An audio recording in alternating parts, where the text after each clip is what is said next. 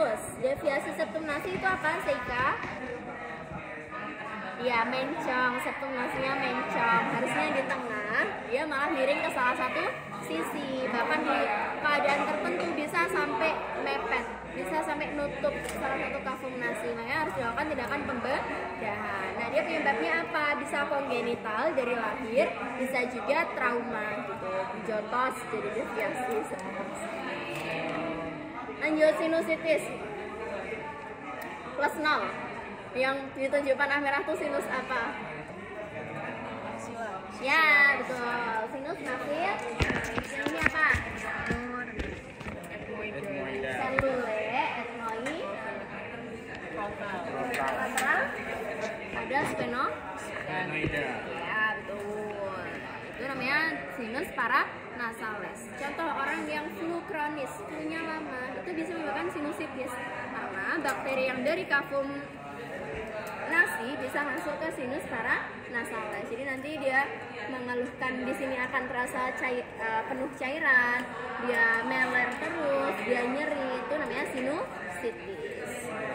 Berarti sinusnya tuh bisa dimana aja gitu? Iya, tapi yang paling sering sinus apa? Maxillaris, karena dia paling sejajar, paling gampang dimasuki. Daripada nanjak kan lebih mudah untuk jalan yang lurus saja. Ini masih ingat nggak? Nih, kalian nggak capek apa? Yuk, nih, ya, yuk baca masing-masing. Meatus nasi superior, terdapat muara dari selulai etmoidalis posterior. Iya. Meatus nasi media terdapat sekitar 1 bula etmoidalis, 2 muara selulai etmoidalis media.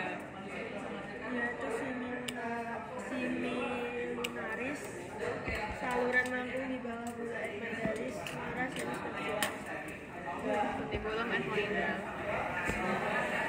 Muara dari? Sinus frontalis dan selula etmoidal anterior bermuara di sini. Iya. Bawah prosesi kunci. Batas bawah jadi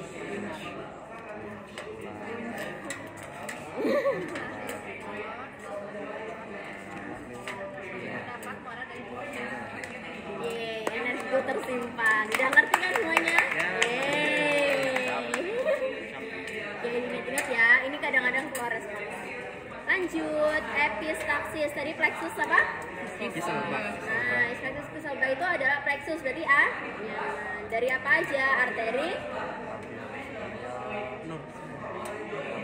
labialis superior. Lihat, kafum nasi itu dekat sama apa? Labia mayor. Bukan labia mayor, labia superior. Jadi ada arteri labialis superior. Terus itu ada apa? Ya, speno, palatina, etmoidalis anterior, ophthalmica. Satunya yang belum disebut apa? Palatinus mayor. Yang membentuk satu anyaman namanya plexus Kisselbach. Itu adalah struktur yang rawan untuk terjadinya ruptur.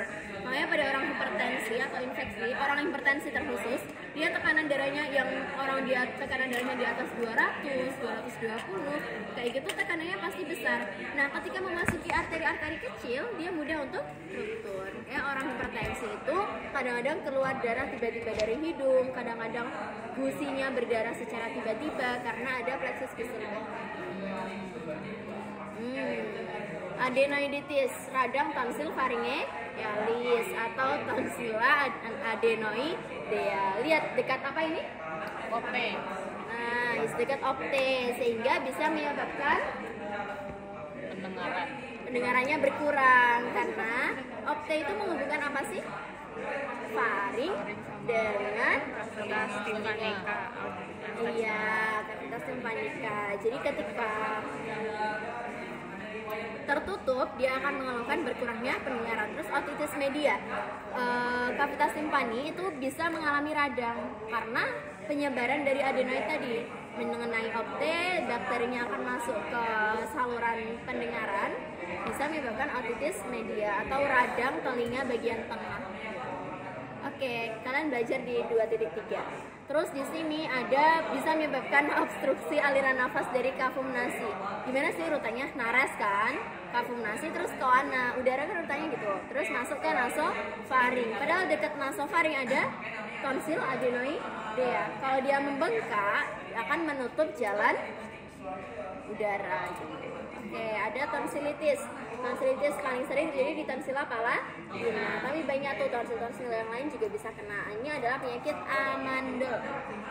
Dia bisa menyebabkan seseorang kesulitan menelan. Makanya harus diangkat. Namanya tonsilektomi. Laring, krikotilotomi ini kondisi sangat-sangat darurat. Contohnya, pernah dengar nggak kiper yang ketelan lidahnya? Hah? Iya. Persela Lamongan. Iya. Makasih ya. Nah, dan diperlukan ligasi atau pemotongan di kartilago apa? Sesuai namanya? Iya, krikotiloidea untuk membuka jalan nafas. Terus manuver Heimlich. Apa tuh manuver Heimlich? Iya, tersedak. Orang yang tersedak dia lama-lama asupan oksigennya akan menurun kan, karena nggak ada udara yang bisa masuk. Makanya harus dilawan manuver Heimlich. Itu terbagi jadi dua, abdominal thrush sama chest thrush. Di perut sama di dada. Tapi dia ada kontraindikasinya tuh. Pada siapa? Siapa? Iya, pada bayi di bawah 1 tahun. Ini kan bukan 1 tahun. Iya, pada bayi di bawah 1 tahun organ-organnya masih sangat lunak, masih imatur. Ketika kalian tekan, mungil-mungil itu akan terjadi trauma, akan mengalami trauma iya benar, di organ-organ visceral, parunya kah, heparnya kah, kayak gitu. Terus yang kedua, orang yang obes. Orang obes tuh kafum abdomennya pasti akan membesar kan? Ya, makanya. Hukum fisika gimana? Tekanan berbanding terbalik dengan luas permukaan. Iya, jadi pada orang obes perutnya itu akan sangat besar kan, jadi tekanannya tuh nggak efektif lagi untuk mengeluarkan benda. Tekanannya justru disalurkan ke seluruh kafum abdomen, makanya nggak bakal keluar tuh benda asingnya. Makanya pada orang obes itu lebih baik dilakukan chest thrust, tekanannya akan lebih besar. Beda chest. Kalau bayi kok kayak mana? Bayi ditepuk punggung kan, makanya. Gitu. Ya bisa, tapi ini aja biar ada yang abdomen. Terus ada orang yang tidak sadar. Orang tidak sadar, orang normal kan kalau di chest sakit kan? Enggak. Lanjut. Orang yang nggak sadar itu lebih baik chest thrust juga karena tekanannya lebih besar daripada abdominal thrust. Lanjut, trakea. Tracheostomy mirip-mirip krikotilotomi kan? Dia di trakeanya langsung. Bronkus. Guys, kamu cepetan nggak ngomongnya? Enggak. Kalian pengen cepet kan baginya? Tracheostomy, kalau tomi itu di bedah. Berarti apa? Sesuai namanya, yang di bedah apa? Trakea. Betul. Kalau kalian semangat, aku cepet. Oke. Nah, bronkoskopi apa guys? Prosedur memeriksa.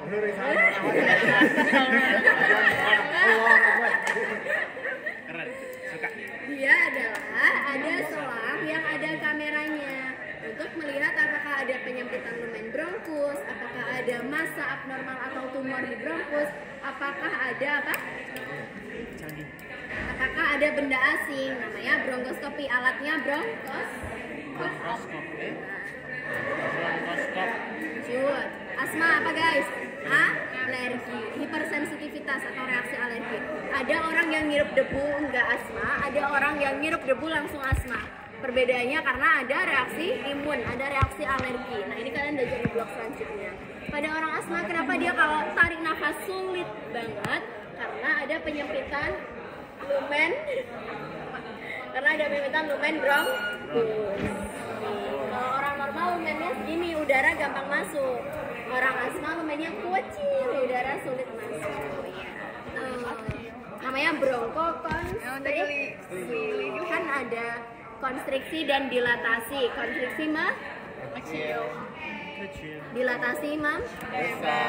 Lanjut, pulmo dan pleura, respiratory distress syndrome pada bayi prematur paling banyak.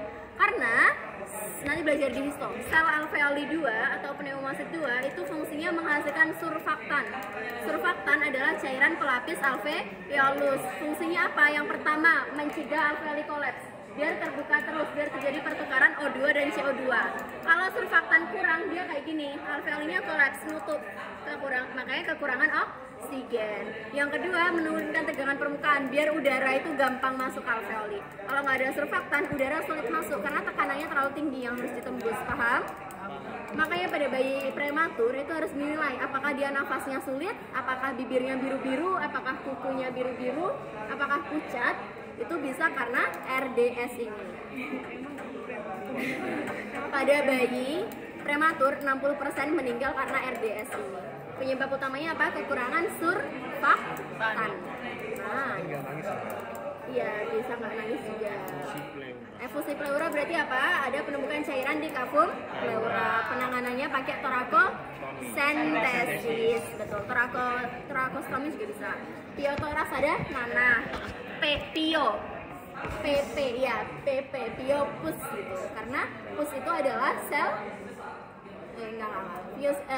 pus itu adalah sel imun yang mati karena melawan bakteri.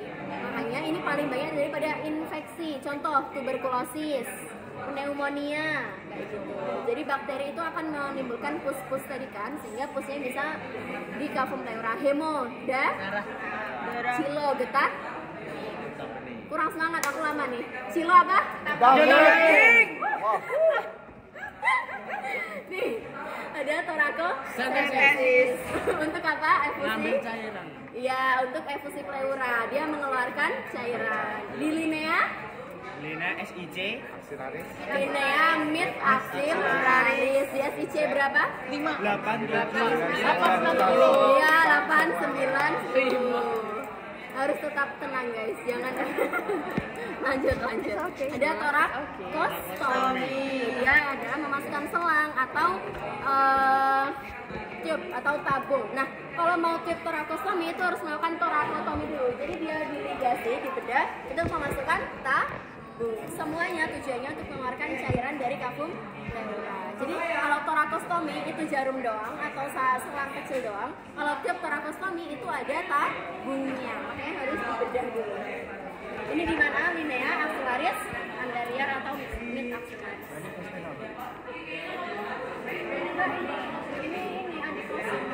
Itu ngejepit apa, Mbak? Oh iya, aku mau nyampein torakosentesis harus di atas kos, karena di bawah ada AVN interkostalis. Belum selesai waktunya. Udah, ada yang mau ditanyain nggak? Tidak.